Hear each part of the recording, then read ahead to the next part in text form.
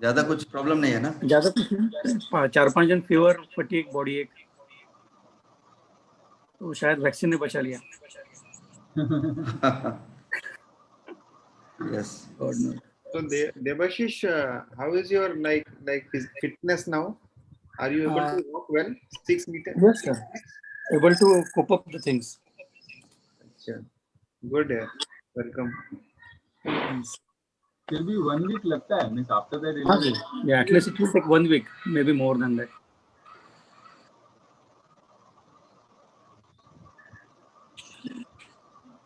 Otherwise, everywhere it's quite tough situation. हाँ, बहुत tough हो गया अभी. I think this is 1/4 of the peak that we are expecting this time. Yes, sir. Still, It is going to, after this Kumbh Mela. Kumbh Mela is going to be actually atom bomb. Yeah. Possibly. Everywhere it will increase.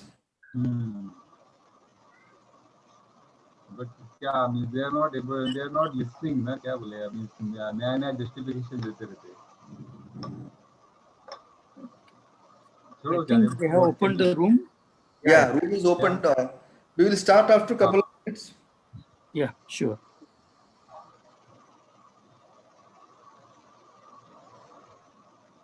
Sir has joined. Sir also was joining today. Sir भी है, अरे वाह. So we ask questions in between, कैसे करने का, means like a normal case study. हाँ, it's a normal case. So Sumit will present. So बीच में you can stop him and ask questions and ask his. I mean, any question like a long case.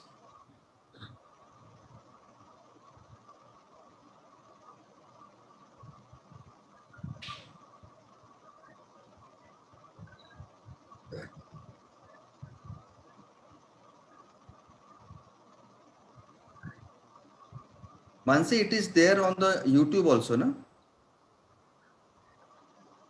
Yes, sir. Actually, YouTube link is there. I've shared the link in the answer also. Okay. So we have one video. Sumit, uska yes, sir. Taken any permission kya? The video is with half face covered. अच्छा, तो ठीक है. And Then it also is fine. certain other part also is half face covered. Yeah, ठीक है, तो अच्छा है, no problem.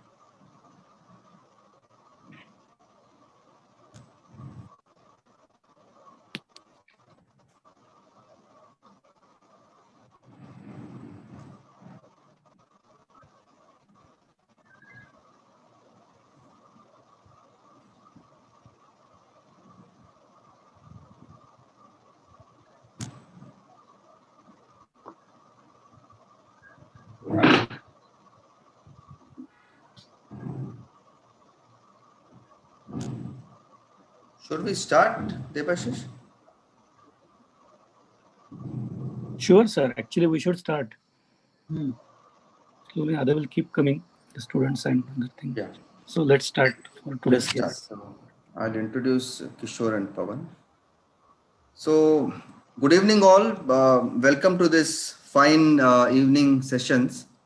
And it's been a while since we again started. There was a gap of a couple of weeks.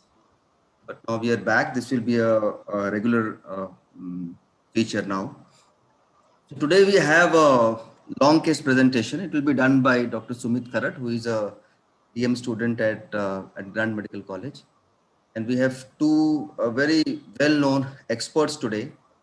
Dr. Kishore Shetty, who is a consultant neurologist in Mumbai, and he is well-known and extremely good.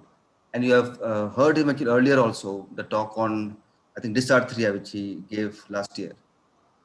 And so he is there, and Dr. Pawan Ojha, and Dr. Pawan is a head of department at Grand Medical College, and he has kindly agreed to join at a very last moment. He was not keeping well, but today he's fine, and we welcome him on board today.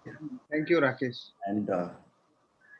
And I'll also join in the question. So So Sumit, you can start, and we have got two panelists, Dr. Riddhi Patel and Dr. Mehul Desai. Both are from Bombay Hospital, and they will be there to take the questions of our two experts.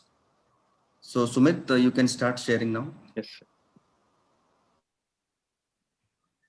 And if you have any question, you can write on the chat box, and after some time we will take all those questions also.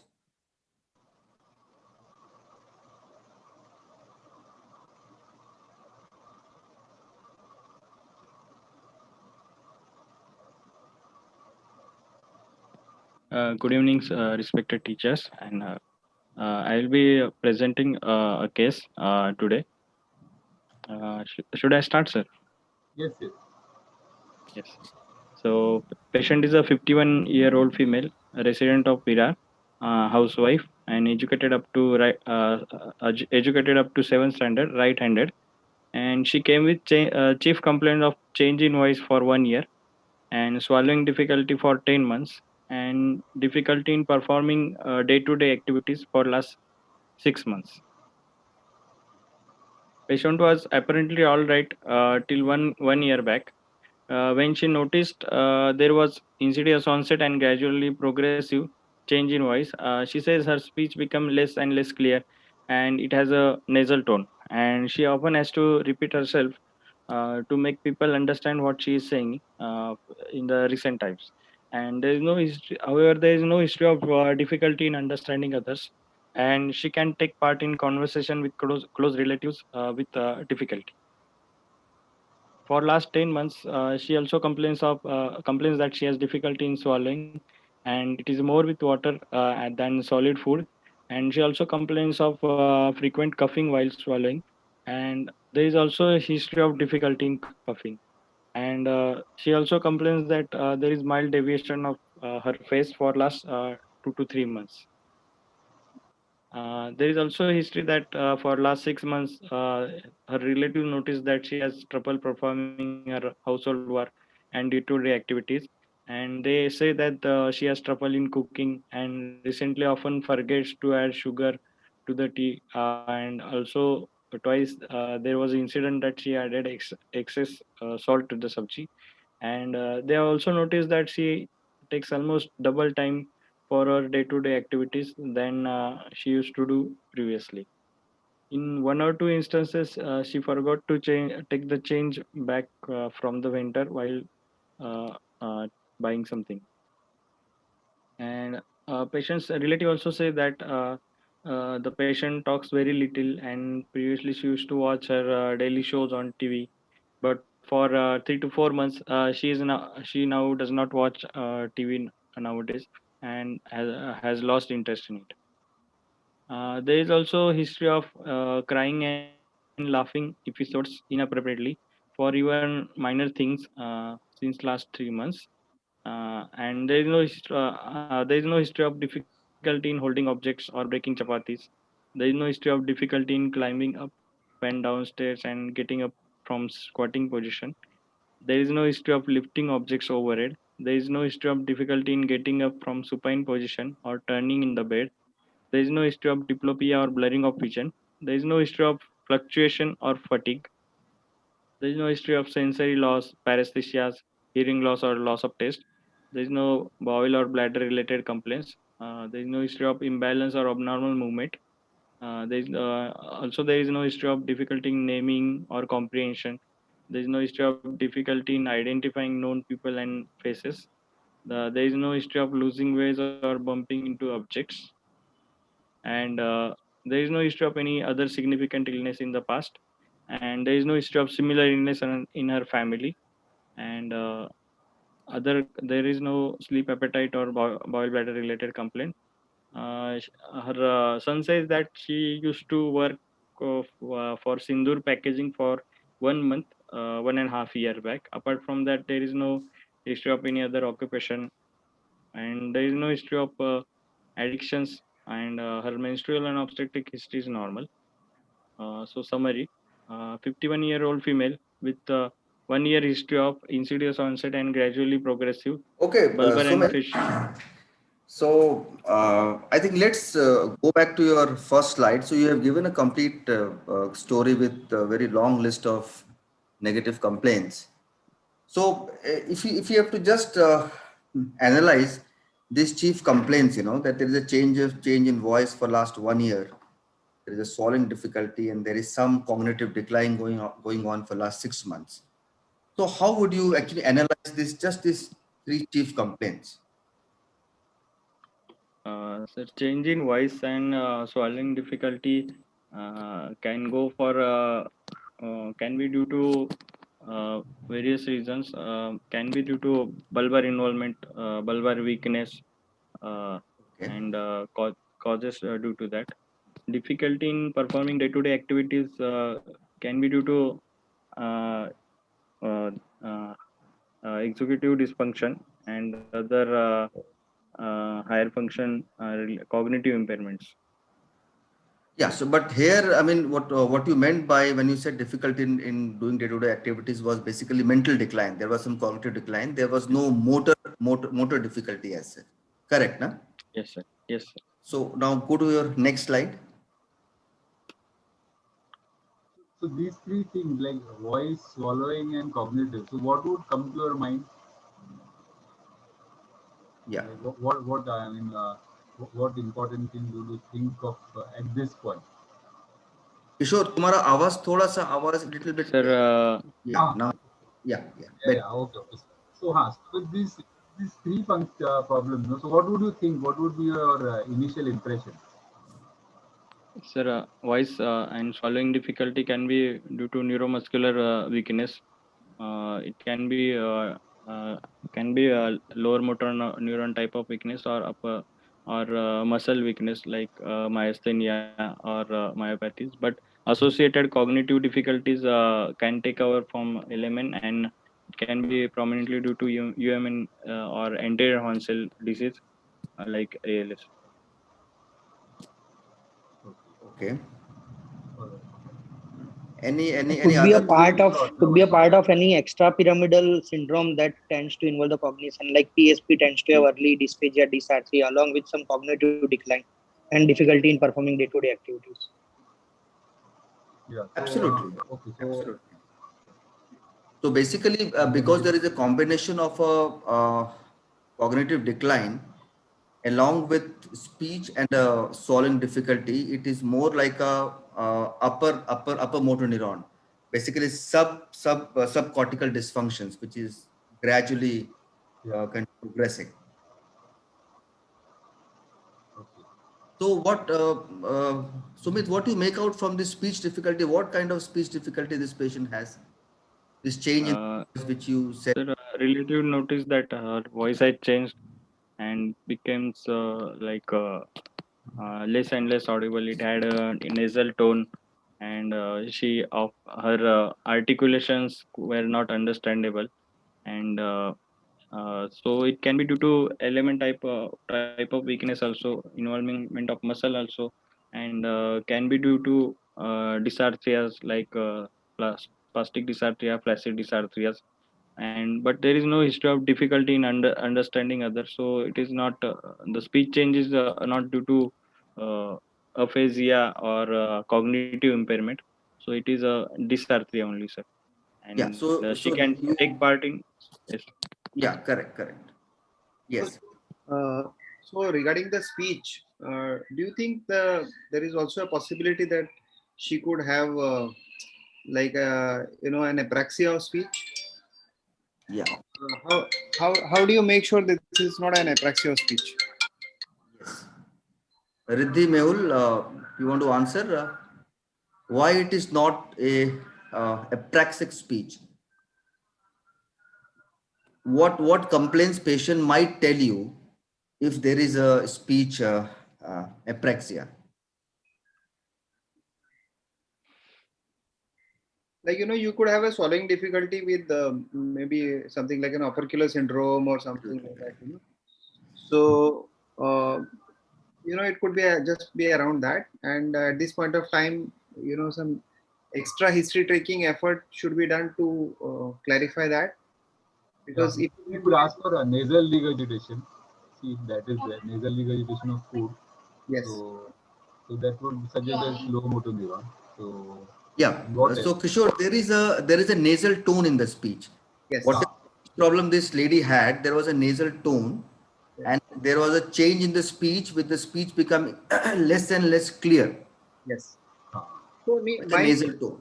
my issue is only that even if this patient has a lower motor neuron component in the speech, we still would be having some kind of an upper motor component also.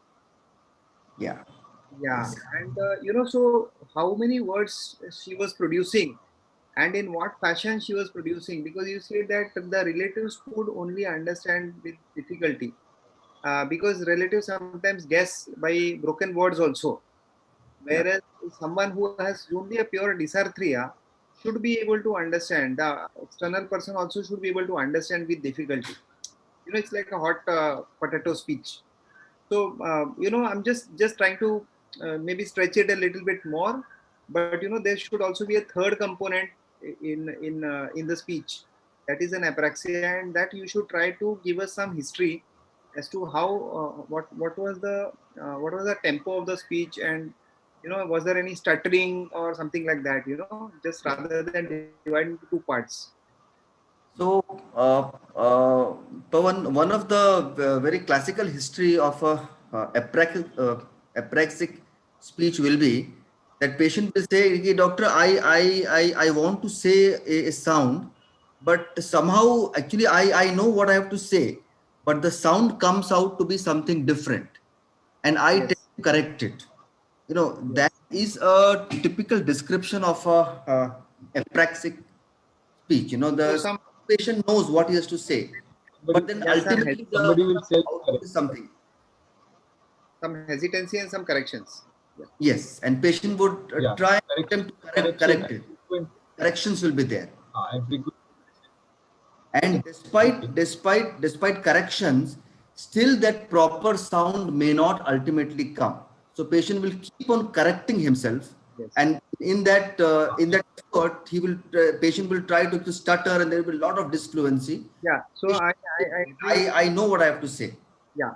So I agree with this, And but each time during correction, they will make a different error. yeah. So each Yeah, time during different. correction, Yes, the word comes out absolutely, differently. So that absolutely. is apraxia. Okay, so Here let's go ahead. the speech sample. I hope you have a speech sample. So it's very important to have a speech sample, especially when you are doing an online condition like this. Pawan, your voice is So little. there will be a video. Yeah. Good. Yeah. Go ahead. Go ahead. Yeah. Yeah, अभी ठीक है, हाँ. Yeah. Go ahead. So Sumit, Sir, that patient had no language problem. It was a classical dysarthria, which could be both upper neuron, and there was a nasal tone saying that this could be a lower motor neuron also, or it could be a mixture of both the things. Correct, no? yes, sir. Yes. Okay. Then. For last 10 months, she also complains that she has difficulty in swallowing. It was initially very less, but it increased progressively, and it is more with water than solid. And there is frequent coughing while swallowing. And she also recently she also complains of difficulty in coughing. Okay, you have to now analyze Uh, it. Was there any sir, nasal regurg? sir, I asked the history of nasal regurgitation, but she said that she did Doesn't not have have. any nasal. Perfect. So now you have to tell us whether this swallowing difficulty is of a upper motor neuron type or it's a lower motor neuron type, because your speech was basically mixed. It could be either way. No, it could be a spastic dysarthria. It could be a flaccid dysarthria also. So what do you think about the swallowing? Mehul and Riddhi, you want to take it up?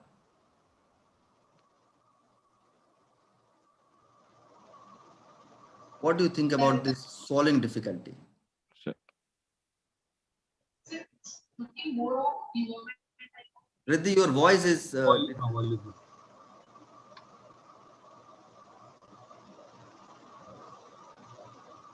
So it's looking like more of UMN type of weakness. more of upper motor neuron. Okay. And why you say so? There was a difficulty in swallowing and there was No, we're not able to hear you actually very clearly. Mehul, you want to say? Yes, sir. Yes, sir. Looks like difficulty with like more of a UMN type of difficulty. However, predominantly difficulty more with water than with the solid feed, commonly seen more commonly in the lower motor neuron because of the soft palate weakness. Is Although it, there has to be, uh, although is there is, Kishore, I mean, more water is more affected than solid. I think it is same with both upper motor neuron and with the lower. Any neuro, It is more of neurogenic dysphagia. So yeah, it indicates only neurogenic dysphagia. May not tell you whether it's a upper or a lower motor neuron kind of following. sir, absence of nasal regurgitation would go against lower motor neuron involvement.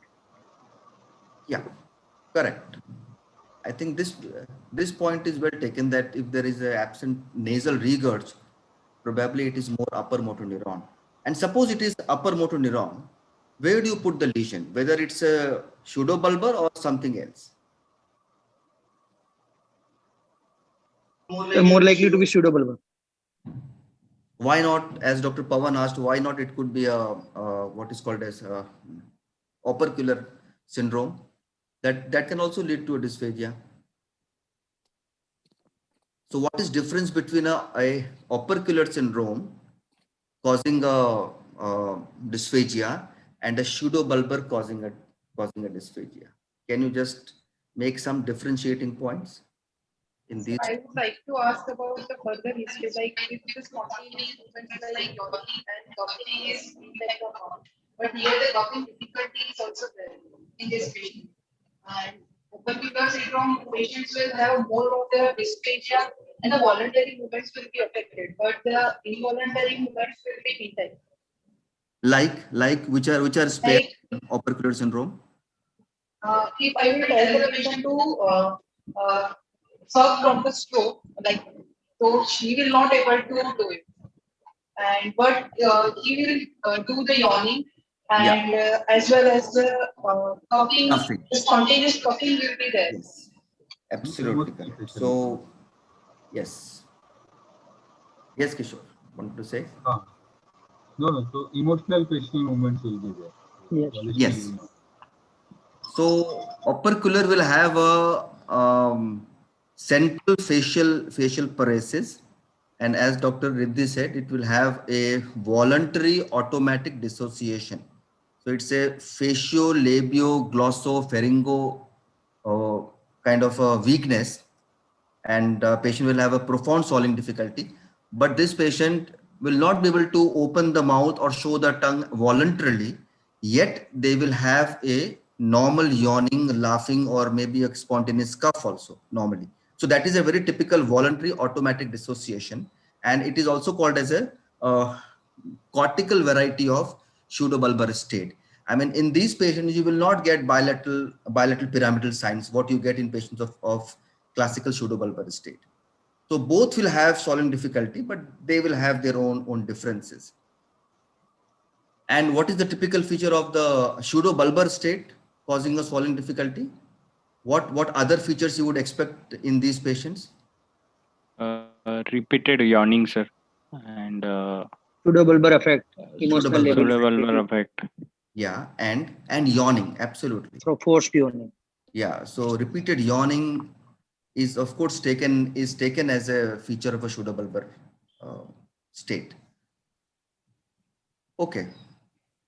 Anything, Pawan? I think for the time being, looks good. Yeah. So, Yeah.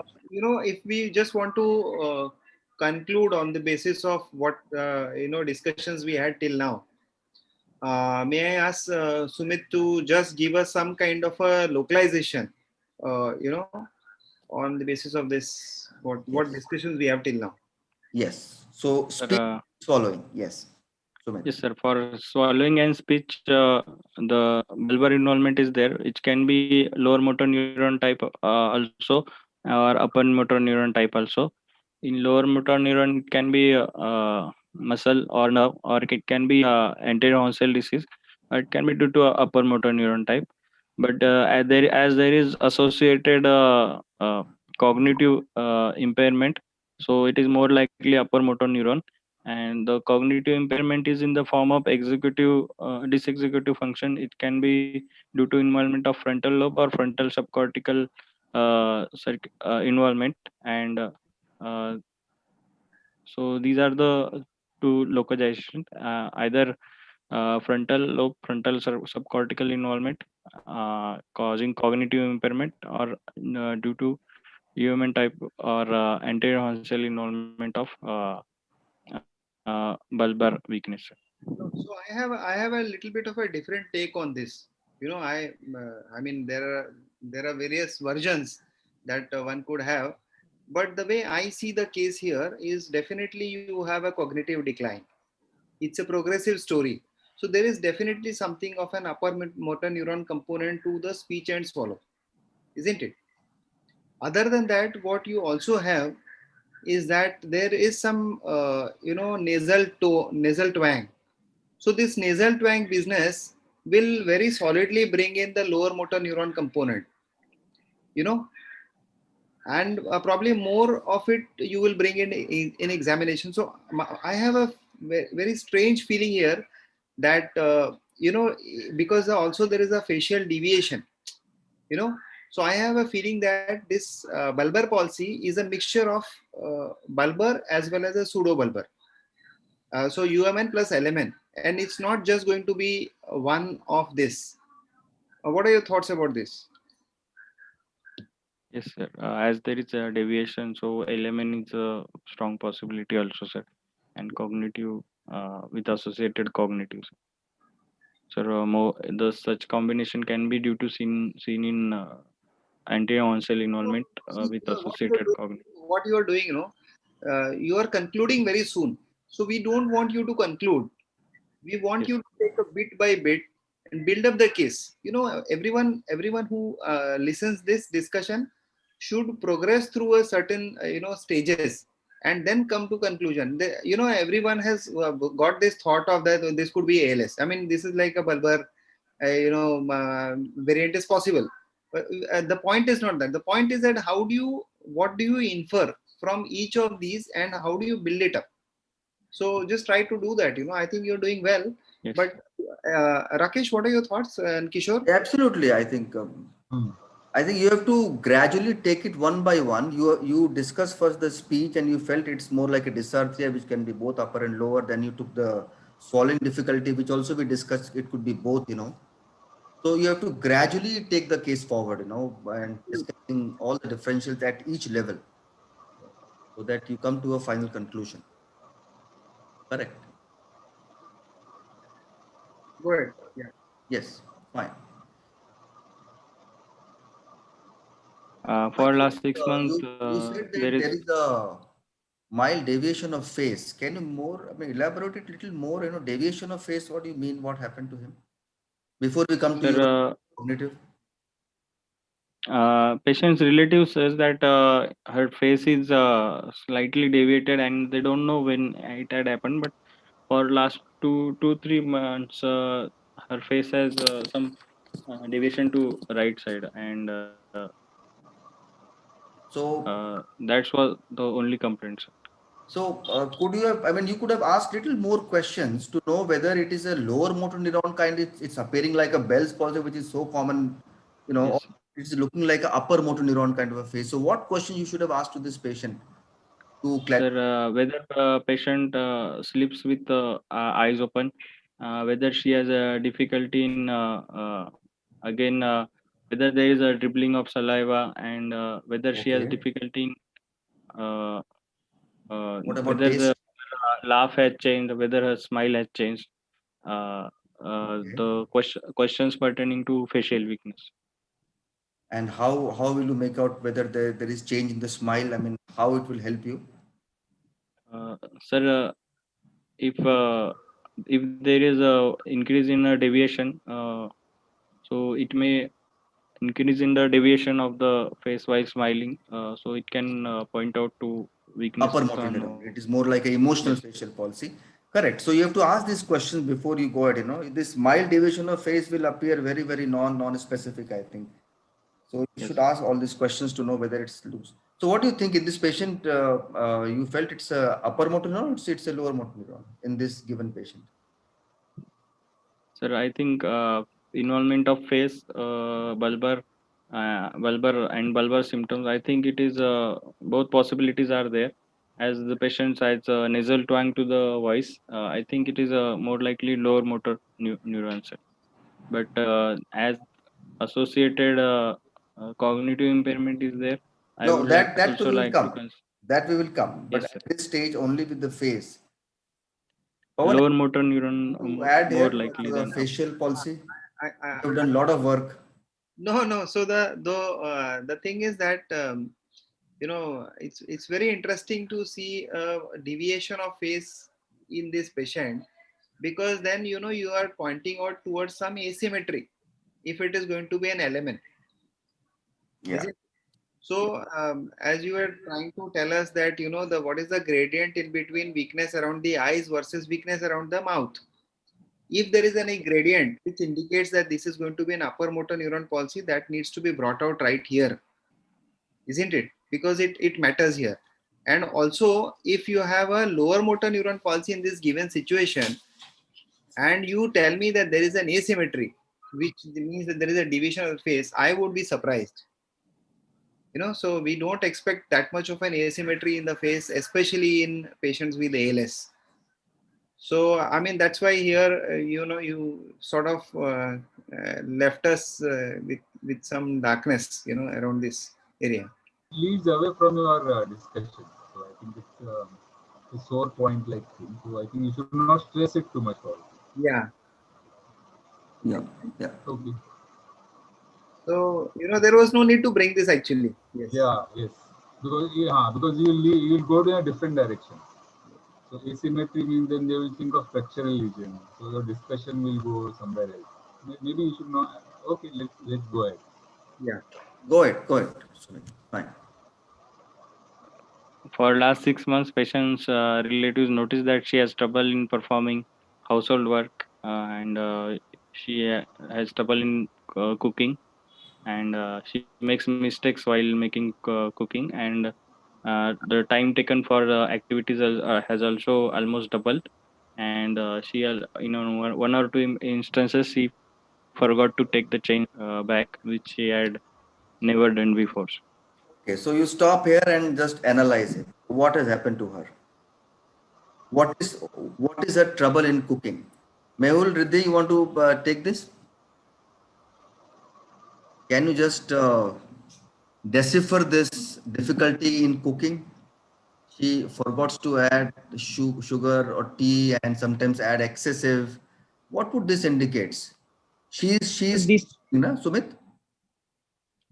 Sir, she has difficulty in planning planning, sir. normal Basically, routine she is activities. not able to measure the quantity that is required, forgetting to offer, adding stuff to the what she was making. Okay, So that is just there. more So of a how will you actually interpret it? Which domain has got affected in her? so dorsolateral prefrontal cortex. No. I mean, what is the problem with her? Suppose It she, could be related to the yeah, go ahead. Yeah. could be related to the deficits in attention and working memory. Yeah. So it is more like a executive dysfunction. Not cooking the tasty food is more like a executive dysfunction. Forgetting how to cook is totally different. Forgetting how to cook can be basically praxis. It can be anything. But she cooks, but then she adds little bit, different things. Salts are excess or salt is less. That is more like a executive dysfunction. Correct, Pawan? Yeah. We are right. Absolutely. Yeah. Agree. Then you said that This she is like an Yeah. attention problem, attention. Yes. Perfect. Yes, Pawan. Yeah, go ahead. Yeah. Yeah. It has also been noticed by her relatives that she talks very little and used to watch her daily show on TV, but for 3 to 4 months she has stopped doing that, and she does not take interest in this. Your slide is So not this may changing, be Sumit. suggest. Slide is changed. Has it now? Oh. Has it now? Uh, Okay, chal. anyway, I am not seeing the change slide. Anyway, yeah, now it is there. Okay. Yes, sir. And this can mean that she has lost interest in her. She does not have interest in the TV as she had before, and this can mean there is apathy. So again, it can point to again frontal lobe dysfunction or frontal subcortical involvement. Which part of the frontal lobe, Sumit, if you have apathetic? Sir, medial frontal lobes. Medial frontal, okay. And how do you differentiate it from depression? She could be Sir, depressed, Sir, in depression, she will not try to do things, and there will be other associated features like she will lose interest in other activities also. Which she has. There are Lack of motivation as well as suicidal thoughts. Yes, Riddhi, go ahead. Lack of motivation and suicidal thoughts associated with the Yes. worthlessness, guilt, loss of Yes. self-esteem would be present in depression. That won't be present in apathy. Then what about the sleep wake cycle? Will be So altered. depression can have excessive or reduced sleep. Yeah, so there will Sleep be patterns are altered altered. sleep wake cycle in patients of depression. So there will be multiple Not have that. symptoms. So Yeah. appetite, sleep, and it will usually be abrupt onset. So depression is usually abrupt onset, Yes. sudden event, and there will be a lot of vegetative symptoms, like you pointed out: sleep, Yes. appetite, Yes. psychosomatic symptoms. Okay. Perfect. So you must write all this, Sumit. Whenever you Yes, sir. take the history of apathy, you should be able to make very clear that it is not a depression. Hmm. It's a pure neurological problem. Okay, go ahead. There is history of crying or laughing inappropriately for even minor stimulus for 3 months, and there is no other history suggest of weakness in proximal upper limb or lower limb and distal upper limb and lower limb. There is no history of other cranial nerve involvement. There is no bowel bladder involvement.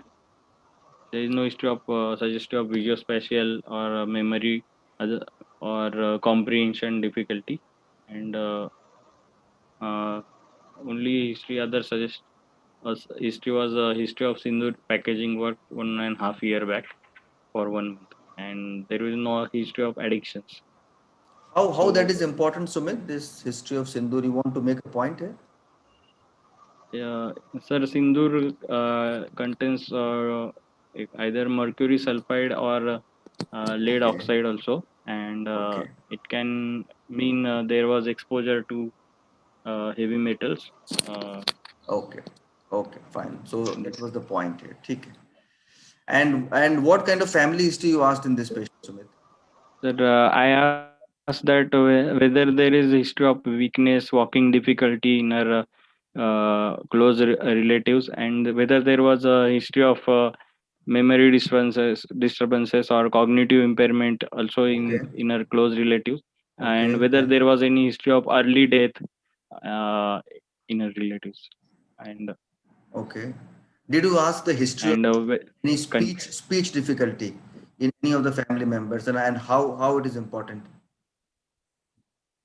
Any difficulty of speech problems in the family? sir, there was no history of speech problem.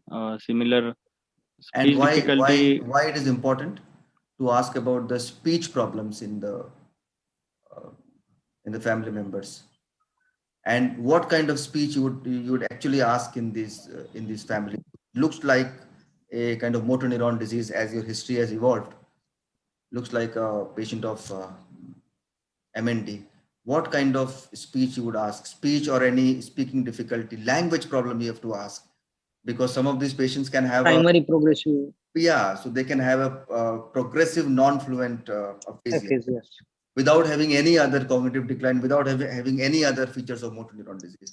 So all three should be asked. Similar problems, cognitive decline and language difficulties in the family. Okay, so I think you should now summarize it. Rakesh, Yeah. yeah, just when we talk about this language thing, now is it language specific language abnormality sometimes, or like Usually, they're polyglots, patients of ALS will have this PNFA. right? Semantic and logopenics are often not seen. Yeah. If you combine it with acute motor neuron disease and a frontal lobe dysfunction, PNFA is most likely. Yes. So the same thing can be there in some of the family members. Mhm. Right. Yes, So my point before he summarizes. yeah, my question is, when we talk about the history of the language problems in these, even if the PNFA patients, many of us speak many languages, especially English, Hindi, Marathi, there are polyglots. So it may be that the difficulties may be seen earlier in certain languages which are not often used. Just try to take that history also, because we have seen that in many patients who speak many languages, some language are affected earlier. Remember, I had sent one patient. Yeah. So one particular language is defective initially, and it is this. If it is like not given respect, and we just say that, oh, just forget about it, then you don't get the proper history. So this gradient of different languages getting lost at different times also is important, especially in these patients who know PNFA. So that we must remember. In dementia also, people will go back to their mother tongue only and they will Yes. stop using other languages. Yeah. And one of the most classical point about PNFA, which you can ask in the history, is the disfluency. PNFA is the most disfluent, worst fluency among all the three. I mean PPAs. Yes. PNFA will have a worse disfluency. So you can always ask the family members ki, if somebody used to stutter or had a lot of difficulty for good number of years, because PPAs can go up to a couple of years before manifesting any other features. Right. So the fluency part can be very much asked, and I think caregivers can easily tell us. Yeah. So it's very important to differentiate, both pick up both fluency and dysarthria in this patient. Yes. If you just talked about dysarthria till now, I mean, I'm talking to Sumit, just say that it was incomprehensible speech, but we didn't get that information whether there was disfluency also. That information should have come, because that Yes. I was expecting part of that. Absolutely correct. Yes. You should have Sir, about how fluent is the she speech. is able to. Yes, sir. So it's a very important point. Although your history suggests more of a dysarthria, but you should have always mentioned that how is the fluency. Patients who are actually spastic may not be disfluent. Their ability to generate that number of words in a minute can still be normal. The speech may be very strained or little bit not coming out properly, but their fluency may not be can be normal. So that you should always bring out. Okay, so should we summarize? Yeah. Go ahead, please. Yes. So, 51-year-old female with 1 year history of insidious onset, gradually progressive, bulbar and facial weakness with executive dysfunction and working memory impairment, with behavioral changes in the form of apathy and without sensory, bowel, and bladder involvement. So your final impressions at the end of history? So, Which structures are affected? so based on the history, weakness, so anterior onset, nerve and muscle can be there, and cognitive impairment can be due to frontal lobe or subcortical involvement. Okay, so you felt that the And decline is coming from either from the frontal lobe or a frontal, which is more likely, Sumit, whether it's cortical or whether it's subcortical cognitive decline, whatever she has, dysexecutive syndrome and apathy. They are more likely to be subcortical. They are far more early in subcortical. The frontal lobe cortical features are basically dominated by behavioral variant, social decorum, disinhibition, empathy, sympathy, change in the food habits, which this patient never had. This patient had more of a apathy and a dysexecutive syndrome. So that is correct. And you feel that the bulbar weakness is coming from either from the brain stem or a anterior horn cell lesion. Muscle is out here, muscle you should not bring up here. Okay. So I think we all agree, Pawan, Kishore? Yeah, very Yeah. much. Yeah, yes, sir. Let's about treatable things also, like headaches and falls, maybe for a CV junction abnormality. Yes, absolutely correct. So Cognitive can be because of hydrocephalus. Okay, so let's see. Yeah. Okay, so possibilities are Possibilities are ALS and ALS with FTD, and other causes of like slowly glowing mass lesion may probably Where? can be considered, sir. Where do you think this mass lesion Sir, in the brain stem? maybe in yes, posterior fossa, sir. Yes. Okay, which can then secondarily lead to hydrocephalus and cause a subcortical cognitive decline. Yes. So, should we take a few questions, Kishore? Dr. Siddharth is asking, how important is emotional lability in the analysis of pseudobulbar palsy? I think, sir, emotional is the most important. There is a emotional disconnect in what patient is showing outside compared to what he is thinking inside. And patients are often actually surprised when they say, "Ki doctor, I just start crying, and I just start laughing, without any obvious stimulus." Sure, I'm correct. What do you think? yes. So I think there is a emotional lability is the most important point of the pseudobulbar, and of course this indicates the dysfunction of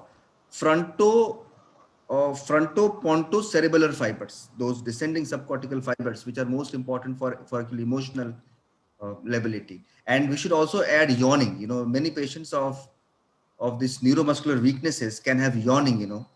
In fact, it is said that if you have only pure motor limb weaknesses, and you have, in addition, mild degree of pseudobulbar palsy, it clearly indicates that you are dealing with a neurogenic cause of the weakness. It practically rules out all other localizations of that pure motor weakness. So that is how it is absolutely important. Then, if salt is replaced with sugar, is it executive dysfunction? I think so. What do you think? It depends.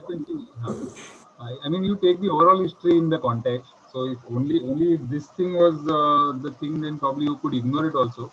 But there is apathy. There is errors in calculation. She sometimes forgets to take money from the vendor. So there are multiple other things. But otherwise, only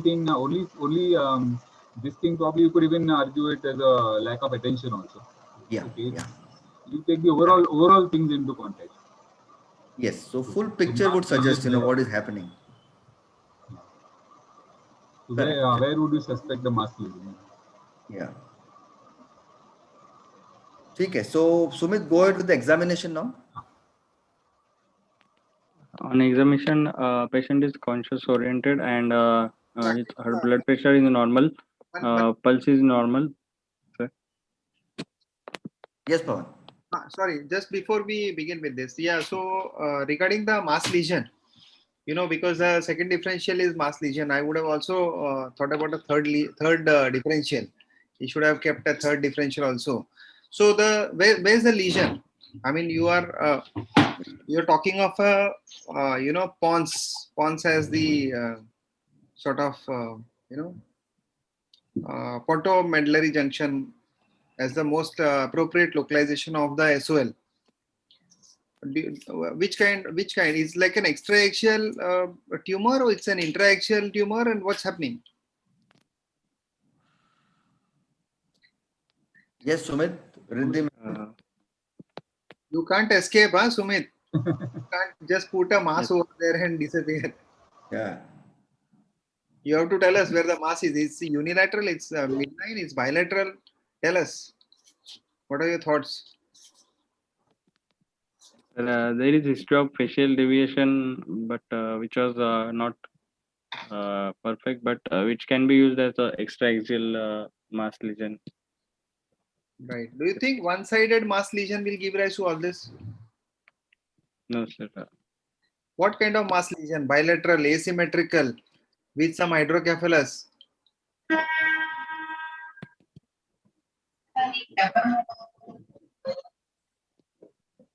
Tell me.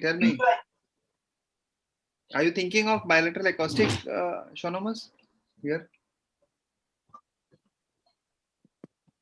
Is it like going to be some clivus? What is it? And then how do you explain the mental decline, the cognitive decline? If the Dr. Kishore has given you enough hints, that Yes. unilateral facial, the history of headache, all that. So how do you build it up? This is your second differential. First is degenerative, we understand. You have to give us localization, no? Anyone else? Has a history of one and the multiplex or informalities. So I would like possibility of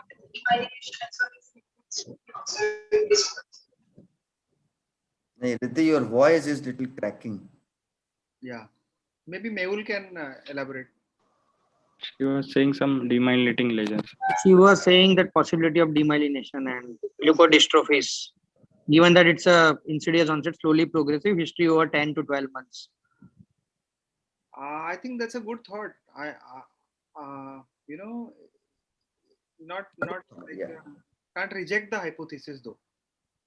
Mainly primary progressive variant of multiple sclerosis type. Although they tend to present more with spastic paraparesis Yeah. rather than predominant bulbar features. She's quite elderly. Yes. That is the only hindrance in that. Bilateral tumors, I would have also thought about these bilateral opercular tumors. They are well known, especially in the growing age. Some meningiomas compressing over there.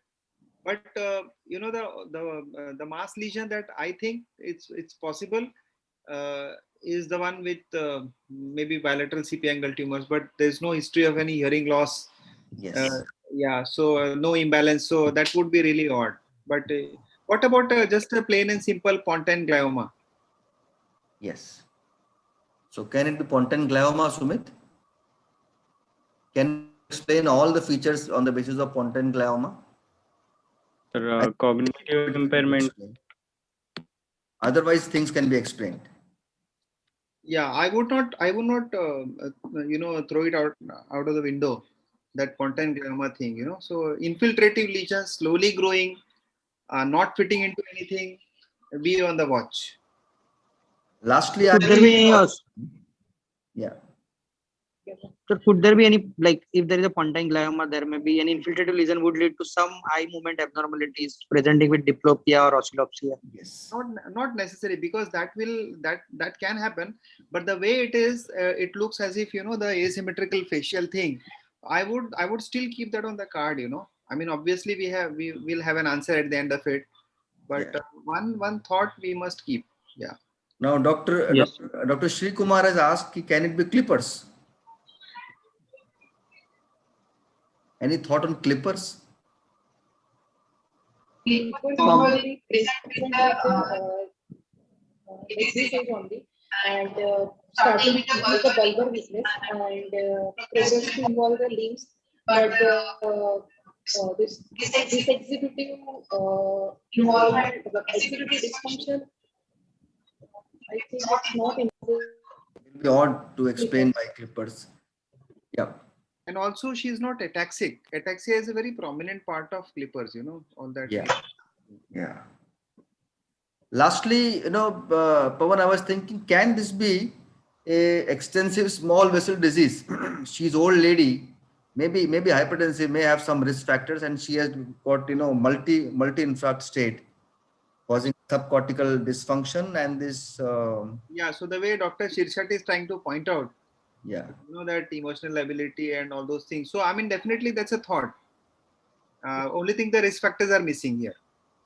Yeah, and another thing which is missing is the sphincter involvement. Had there been so extensive multi-infarct state small vessel disease, Yes. bladder will be often affected. There is no history of bladder despite having such profound dysarthrias and bulbar dysfunction. So odd here. Kishore, what are your thoughts? Yeah, I mean, anti-Rawan cell, you would also think of immunocompromised situation also, so HIV related situation. Okay. Also. It's a relatively short history, 1 year. So, okay. Yeah, yeah. PML Some can still be on cards. Which one? PML. PML. Huh? So all subcortical dysfunctions like leukodystrophy, PML, small vessel diseases, and HIV encephalopathies. Of course, all those risk factors are lacking here, but all those things will come up in the mind when you have a subcortical dysfunction with a dysarthria and a dysphagia. But 1 year may not be a long history for PML, just for my. Yeah, little long. Yes, yes, Yeah, actually long. yes. So should we go with the examination, Pawan? Yes, please. Okay, Sumit. Okay, examine kar. Sir, on examination, blood pressure was 120 by 70. Pulse was 88 per minute. There were no postural variations. There were no other signs of systemic disease. And on higher function examination, patient was conscious, cooperative to examination, and oriented. And on attention was forward 6, backward 3. Digit was for days of week. She could tell 6 days forward and 3 days backward. For digit, it is 4 forward and 2 backward. And A vigilance was impaired. And in MMSC, her score was 25 by 30, and she lost point in. Sumit, Yes, her sir. digit spans are normal, or you feel they're abnormal? Forward. Sir, I think they are reduced, sir. For forward, it should be 7 plus minus 2, and backward it should be 5 plus minus 2. Perfect. I think Correct. they are reduced, sir. Go ahead. Fine. MMSC, yeah.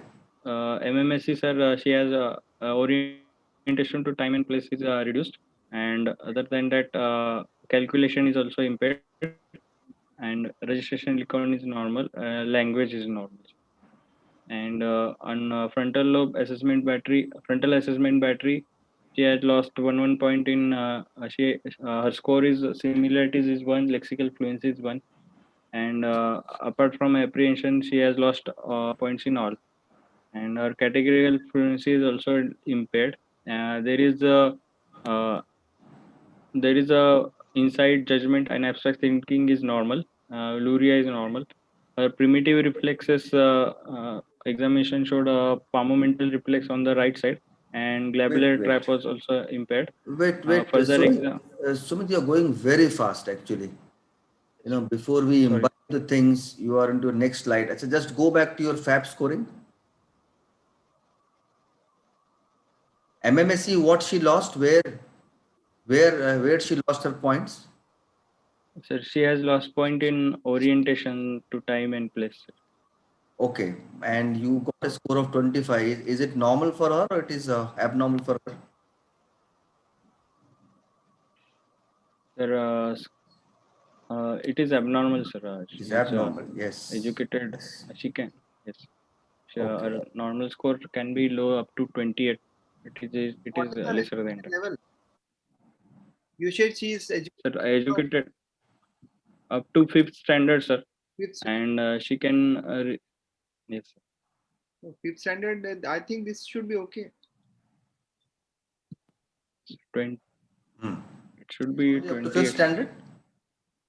Then I think Yes. it's not bad, huh? Okay, but you have added this point calculation. It is actually I think attention. Attention.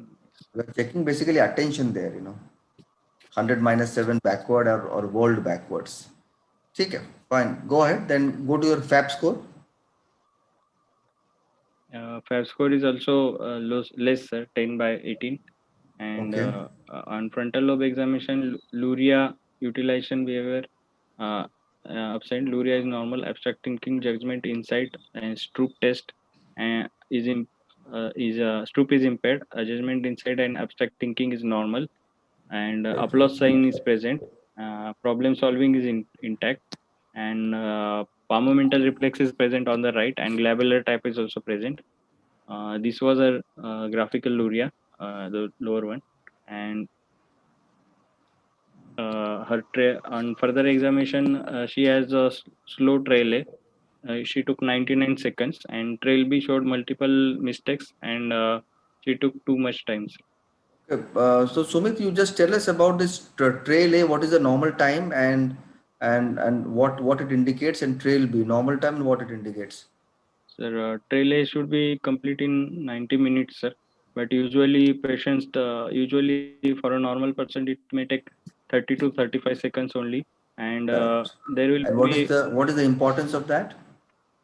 Trail A is used for? trail A for it is for speed of psychomotor slowing. If the trail A Yeah. is Perfect. impaired, Cognitive speed. Correct. yes. And trail B, what is the normal time? Uh, trail B, sir, it takes around 180 seconds, sir. 3 minutes. Correct. Correct. Yes, sir, And what is the and importance? it is for an assessment of set shifting Yeah, executive uh, function. executive functions. So Okay. in trail B, she had made multiple mistakes. Hmm. Uh, And trail A?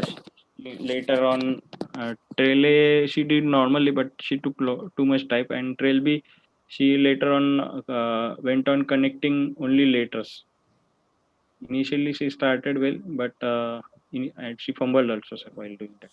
So you mean to say that she is slow. Her psychomotor speed is slow, Yes, sir. along with Set executive shifting difficulty like function. executive function. Okay, fine. Okay. Immediate memory is normal, but she needed 3 attempts to remember 5 items. Apart from that, episodic recent memory was normal. Remote memory and semantic memory was normal. In language examination, she had normal fluency. There were no word finding difficulty. Comprehension, repetition, naming was normal. She could read aloud, and comprehension was also intact. Writing was also intact. Other system like construction, dressing were normal. There were no visual spatial impairment. There was impaired clock drawing, sir.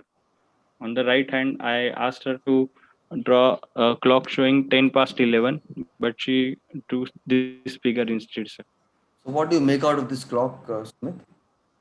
Sir, she drew the circle on her own, but when she started drawing the hands of the clock, she kept on drawing them, and also digits are also not in properly. They are in incorrect place, sir. Am I audible, sir? Yeah, yeah. So you Yes, yes. said she has got basically perseveration. She has drawn multiple hands. Yes, sir. Perseveration is Hand. also there, and planning is also impaired. Multiple defects are seen in these clocks. Okay, so you feel this clock is basically indicative of what? Executive dysfunction, or there is Executive dysfunction. lack of concept. When I asked her to tell the time by seeing in the clock, she could tell.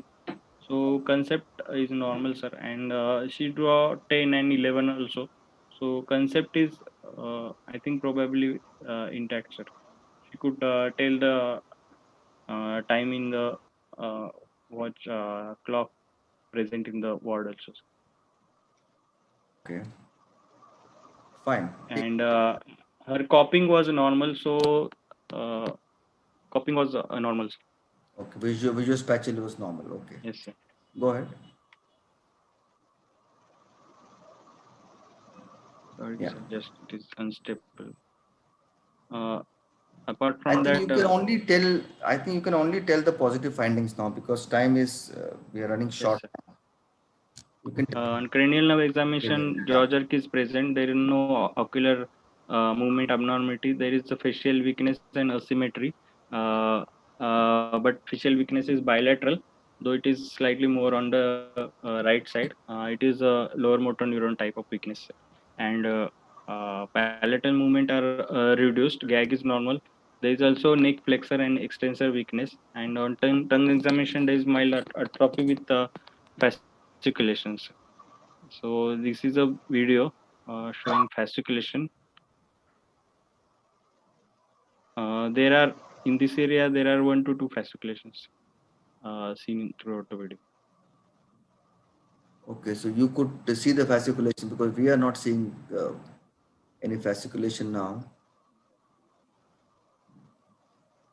Anyway, Sorry, sir. we have seen The it's video fine. is I think Yeah. quality is not good, and motor examination showed atrophy of thinner more than hypothinner muscles, and Okay. there is wasting. There is also fasciculation in upper limb and lower limb also, and there is no fatigability on examination. Okay, That's Sumit, so motor weakness, what kind of motor weakness was this? You said there is a wasting and atrophy yes, sir. of thinner more than the hypothinner. So was there a kind of split hand syndrome?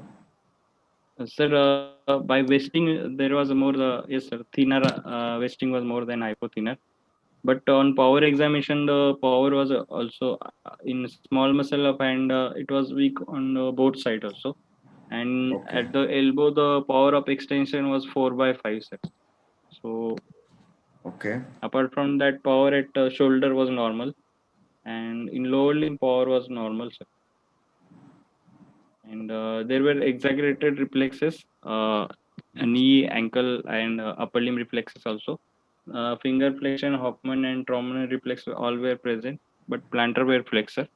And sensory system was normal. Cerebellum examination was normal. Gait was also normal. On further examination, there was also bradykinesia, and Froment sign was positive on the right side.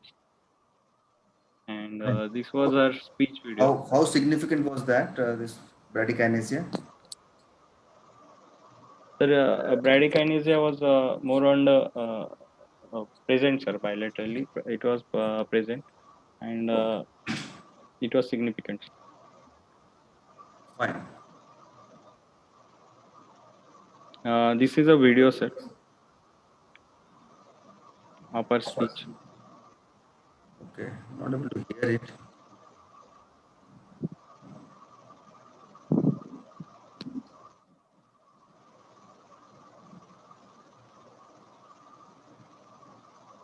No, I think we can skip this because we are not able to hear it. Yes. Sorry, sir. No problem. Take it. Go ahead. So summary, patient is a 51-year-old female with 1 year history of insidious onset, gradually progressive, pure motor, facial, bulbar, and neck muscle involvement with wasting and atrophy of small muscle of hand with fasciculation, and 6 month history of executive dysfunction in the form of working memory impairment, behavioral change in the form of apathy, and with pseudobulbar effect, and mild pyramidal and extrapyramidal dysfunction also, sir, in the form of bridge reflexes, bradykinesia, and positive fragments and unilaterally. When you say about this Uh, pseudobulbar effect, yes. what is your meaning here, pseudobulbar effect? In the summary. So it can mean, sir, there is a emotional lability. Patient has Your patient had all that. sorry, sir, she had inappropriate laughing and crying, for even for minor things, and this was a complaint in history. So and emotional ability history is also there. Yeah, so pseudobulbar effect and pseudobulbar palsy, both are there. Or it is only Yes. bulbar palsy. Sir, both are there. Yeah, so you should write here pseudobulbar effect and pseudobulbar palsy. Yes. Yeah, I mean, so both components are there, no? Yeah, Yes. right. So now, final diagnosis. Sir, localization, the cognitive impairment can be localized to cortex, mainly frontal and frontal subcortical involvement. The low weakness of neck, face, bulb, and upper limb can be localized to anterior horn cell, and there are also brisk reflexes which can be localized to pyramidal uh, involvements. So my differential diagnoses are ALS with FTD, leukodystrophies, and I need to rule out other differential like hyperparathyroidism, nutritional and metabolic causes that can be corrected. What are the serious differences? Sir, ALS with executive dysfunction, sir, is the first, uh, Yeah. And which and type of leukodystrophy are you seriously thinking here? Especially at this age. so unlikely, sir, as patient is old With female. fasciculations and split hand, No, sir. we have Dr. Kishore here who has described the split hand for us. Kishore, Yes. So what is the split hand? So there is a vesting of thinner more than hypothiners Inner version. muscles. Okay. So what is it suggestive of? Sir, So what are the causes can of be split hands? suggestive of can be seen in anterior horn cell disease or including also Hirayama disease. No, here you don't get split hand. You get what is called reverse. Reverse split hand. Reverse Reverse split split hand. hand. So what are the other causes of split hand? Mehul, Riddhi? Any other cause of split hand, you know, apart from ALS? Cervical radiculopathy. Yeah, exactly. Cervical radiculopathy can also cause split hand. And what is split elbow? basically, is it a high cervical compression? With a cervical, Cervical, it causes ulnar escape, finger escapes, yes. but not so much split hand. But pure radiculopathy has been mentioned as a cause of a split hand. I mean, Right. causing more of a C8 T1 weakness, Yeah. more of a C8, and T1 a little less, so you can get a split hand like a. Right. And and Sumit and Riddhi, what is the reason of this split hand? Why do you get split hand? Why in patients of ALS you get more of a hypothenar and first dorsal wasted and weak than your hypothenars? Any reason for that? There is the one proposed hypothesis regarding the excessive use of the thumb muscles. So then that this is one. one of the hypotheses. Any other reason? And the same reason applies for split leg and the split elbow syndromes, where biceps is supposed to be more weaker than the triceps.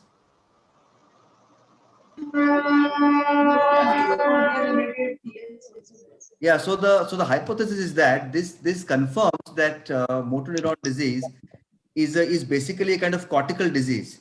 Your lateral hand has a very large cortical representation.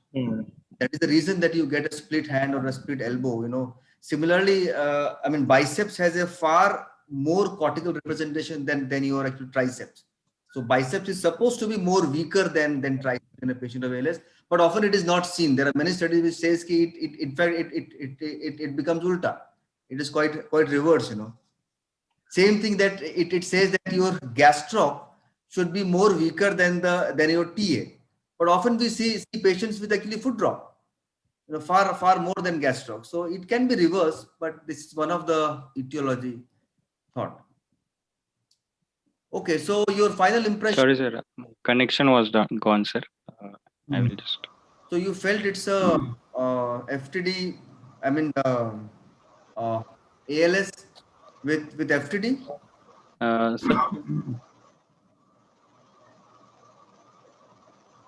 Yes, Sumit.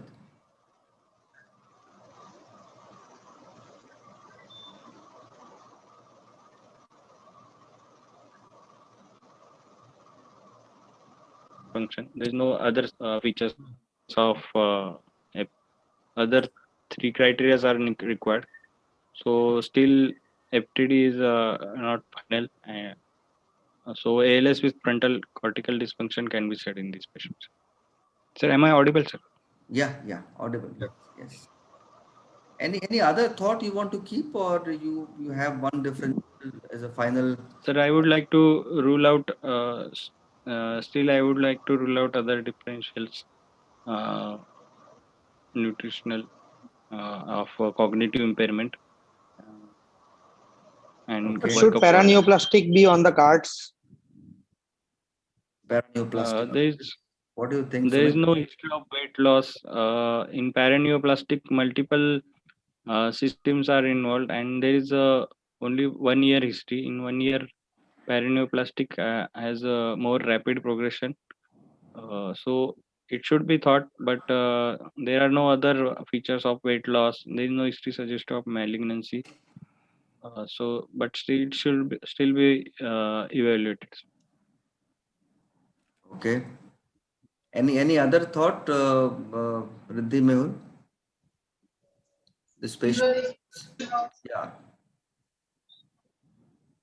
Go ahead. You know, there can be question or muscular parts. Okay, so if I may ask you, Sumit, what percentage of patients of motor neuron disease has frontal lobe dysfunction? Sir, approximately 50% of Correct. them have Correct. frontal lobe dysfunction.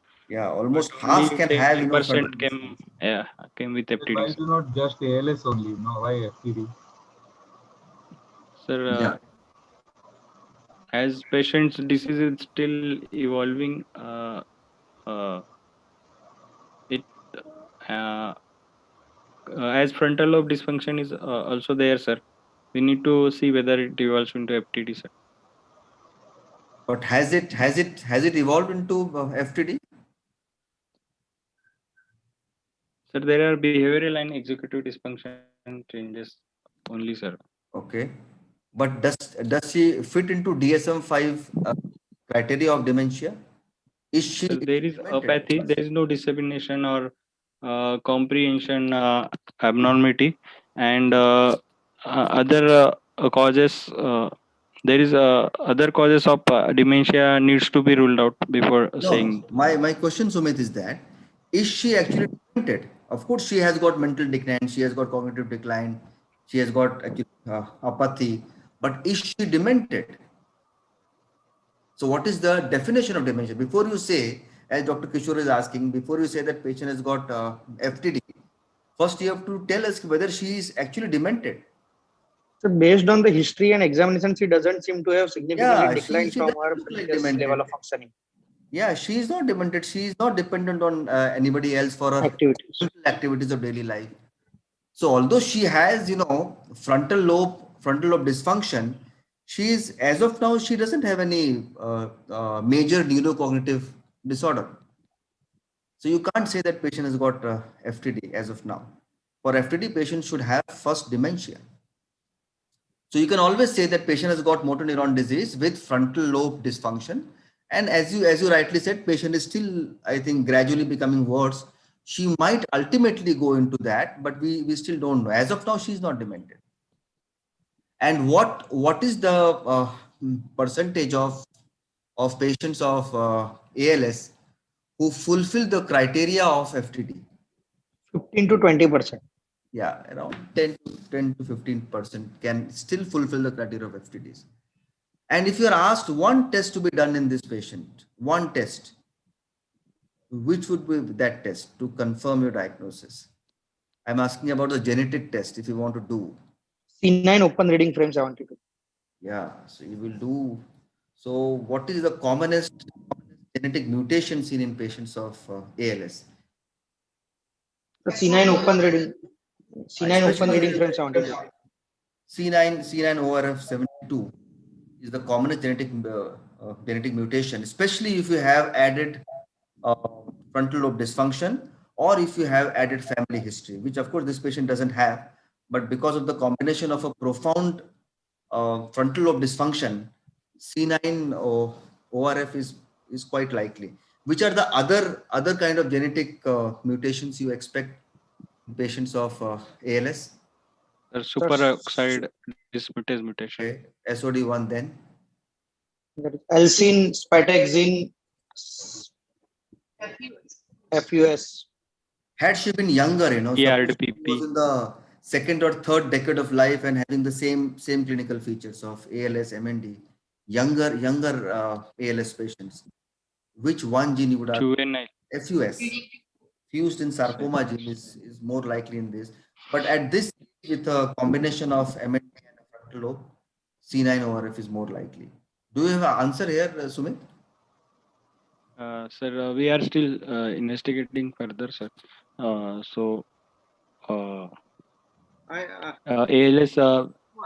further investigation there whether based on electrodiagnosis ALS is confirmed. For FTD,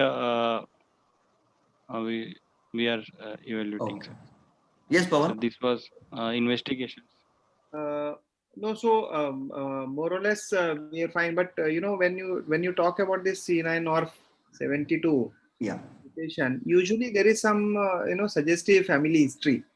So it might be very important to dig into the family history and even look for a history of psychosis. Yeah. Function. Absolutely correct. Then only looking for neurological disorders. Yes. So, you have raised a very important point. What is the typicality of C9 ORF FTDs? Sumit, Riddhi, Mehul, you want to put some points? What is the typical FTD? We know it can be BV FTD, but what is that? What will tell you that this can be C9 ORF in a given patient of, say, FTD? One is, of course, positive family history. Earlier age of presentation, relatively rapid progression of the illness. Okay, that is one. Positive family history. Then associated motor neuron disease like features. Then, but what in their FTD will be quite typical? Psychosis, as Dr. Pawan said. Psychosis are visual hallucinations, bizarre kind of behavior, which often you would not see in a patient of usual BV FTDs. That will tell you, especially I think psychosis is most common in patient of C9 ORF. And what would you see in their scans? Suppose if you suspect that this patient can have C9 kind of genetic mutation, what is their typical scan, MRIs? In a patient of BV FTD? Atrophy or no atrophy. Often their scans are normal, Unlike the usual BV FTDs where you get classical frontal lobe, atrophy, patients of C9 ORF can have normal scans, and you will pick it up only by doing a PET scan. So, C9 is a very typical kind of a phenotype, which can be picked up with a detailed family history and typical clinical points. Yes, Kishore, anything you want to add? No, nothing. Just in the differential, probably treatable causes apart from hyperparathyroidism, one is HIV-related anti-onset disease and neurosyphilis. Exactly. I was just about to add neurosyphilis. Yeah. Yes, Pawan, you can just enlighten us on this. You have made a very good diagnosis recently in a similar age group patient. No, so Take home messages for neurosyphilis. neurosyphilis, I would, Absolutely, it's a great mimicker. Neurosyphilis is like will mimic almost all neurodegenerative disorders. The tempo of the illness is also good, but only thing is she doesn't have the typical that candy candy sign of the mouth dystonia that we had. They have a typical rolling seen in about less than a half of these patients. And second, there is usually some history of exposure, if you dig into the history. But nevertheless, I mean, it's a diagnosis which you should always consider. And the only thing odd about it is the fasciculations. So I would tilt more towards a degenerative. If I see that kind of fasciculations and split hand, then I think neurosyphilis may not be causing that. Yeah. But as you rightly said, it's a great mimic, and it's hugely treatable, and at the same time can be easily missed. What our mind doesn't know, we will not see. So it is important to keep a note of all these typical points which Dr. Pawan has said. About picking up neurosyphilis. And recently he had a very good, very nice patient which he has very nicely picked up. Patient had just, I think, mental decline, Pawan. Yeah, and some Parkinsonism. Had extrapyramidal features. Yeah, 6 to 8 And months. yeah, and a soft mental decline, and at some subtle orolabial movements, no? Yeah. So it's a candy sign basically. Candy This sign, is yeah. the candy sign, Candice. yeah. So we had that video, and it was very useful to pick up that thing. Yes, yes. So I think before we close, we can take there is a prize question here. Somebody has asked why this cannot be an adult onset Alexander's disease. So Mehul, Riddhi, Sumit, you want to answer this? Alexander's disease. Can this be Alexander disease? Patient had bulbar weakness. He is absolutely correct. Patient has bulbar weakness, has got bilateral pyramidal signs, old age, progressive story. Why this can't be adult onset Alexander disease? So what is So much of element involvement in forms of fasciculations and all. Can it be explained? number one? Number two? Wasting and atrophies of muscles, sir. Hand muscles. I mean the limb muscles. Correct. Number three.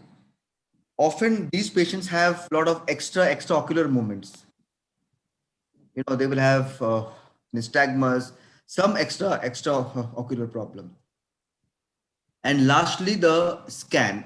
Ultimately, I think Alexander is a scan diagnosis. What is the typical scan of Alexander disease? Sumit, what is that sign? Mehul, Riddhi? MRI signature of adult onset Alexander's disease. Tadpole sign. This tadpole sign where the full medulla below the hole, it will be has raised hand, the same thing. It's called tadpole sign, where the medulla and the upper part of the brain stem, I mean that of the cord, appears very thinned out. So ultimately, it's a MRI diagnosis. But yes, as very rightly pointed out, it can be a great mimic of neuron disease. So I think Pawan Kishore, we can stop here. Yeah, Yes. we had a discussion here. So any other question? We can just see if there are any other questions. Would a hearing loss be important? Suppose if the patient had hearing loss, what would you think? Sir, BBVL would come into picture. Which one? young BBVL. patient. Yes, BBVL. Yeah, absolutely. Yes, yes. But But of course, the age. yeah, younger patient. Younger patients, yes. Absolutely correct. So, I mean, one should keep in mind hearing loss also in patients what looks like ALS. Then even some people with these chronic neuropathies, but these are all MRI diagnosis. So Which chronic one? neuropathies, they can have neuropathy. Okay. So they can sometimes present like an anti-neuron cell with hearing loss. So, Yes. Adult onset polyglucosum. So when you say neuropathy, you are mentioning something similar to the the SIH. Yes. yes. SIH with frequent hemorrhages and with Yeah. superficial siderosis. Yeah, no, we had a patient long time back of superficial siderosis. The issue is that they are much more cerebellar, much more cerebellar rather than this. But I mean, obviously, all kinds of variations are there.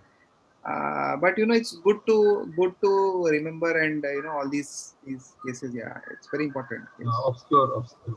Yeah, true. Yeah. This is a platform where we should discuss all these things. Yes. I think there is another very difficult question somebody asked. Can this be adult onset Tay-Sachs disease? So what are the features of adult onset Tay-Sachs disease? Want to take up, Sumit? Sir, adult onset TSH will have other features also, sir. Like they will look like motor neuron disease. That is why this question has been asked by Dr. Raji Lakshmi. They will look like typical MNDs, but they will have additional features like, yes, Riddhi Mehul. What are those additional features apart from wasting, pure motor wasting and weakness? Yeah, exactly. So they will have additional cerebellar ataxia and a lot of psychiatric features.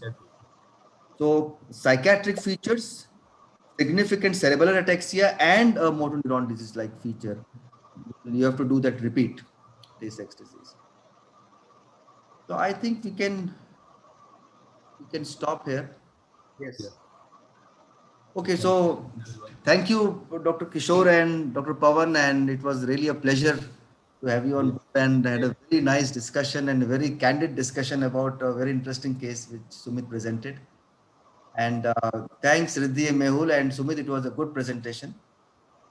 Little long, Thank it was in fact quite detailed.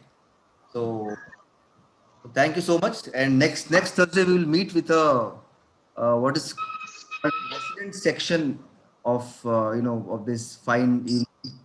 And Dr. Dhananjay will be presenting a very interesting case, only meant for the residents. How to approach, and it will be a very interesting session. So do join in. So good night, all of Okay. you. See you. Good night. Thank you, sir. Thank you, sir. Thank you, Good sir. night. Yeah, it was really nice case. Bye, Great. Devashish. Thank you, sir. Bye. Bye. Bye, Riddhi. Bye, Mehul. Bye. Bye, Sumit.